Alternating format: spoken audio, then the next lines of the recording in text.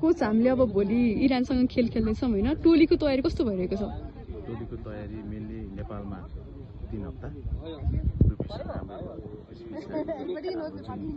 Professional दलमा खेल्न गएको प्लेयरहरू हुनुहुन्छ, उहाँहरू आउनुभयो। अनि टिममा चाहिँ एउटा मोरल आइछ। त्योसँगै लगत्तै हामी हिजो आएपछि एउटा ट्राभल, अनि त्यसपछि आज हामी ट्रेनिङ सेसन गर्दैछौँ। जुन चाहिँ इन्भाइरोमेन्ट नेपाल जस्तै छ, हावापानी नेपाल जस्तै छ, पिच धेरै राम्रो छ होइन। त्यसले गर्दाखेरि अब इरान र इन्डियाको म्याच हामीले हेऱ्यौँ, त्यो एउटा एडभान्टेज छ। इरानलाई चाहिँ एउटा कम्फर्ट जोनमा इरान गइसक्यो।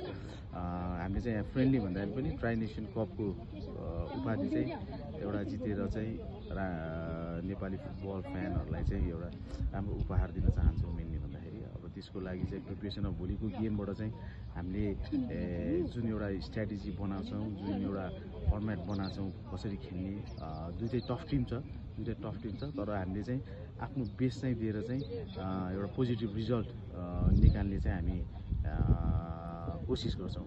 हजुर, भोलिको खेलमा चाहिँ हाम्रो लक्ष्य के हुनेछ? भोलिको गेम भन्दाखेरि मेन लक्ष्य भनेको हामीले जित्ने हो होइन।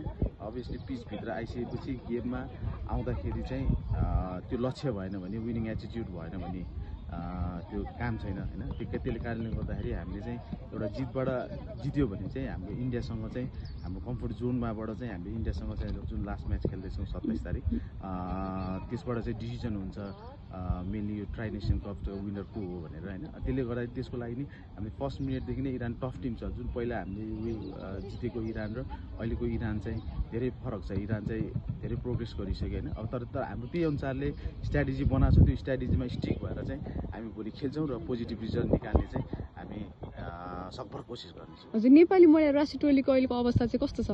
अब त्यही हो, मेनली हाइप भनेको वुमेन्स टिमकै हो होइन। वुमेन्स टिमको रिजल्ट आउने चान्सेसहरू धेरै छ।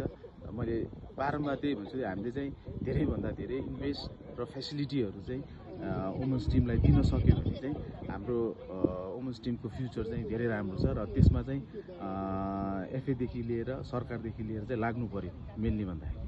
Thank you.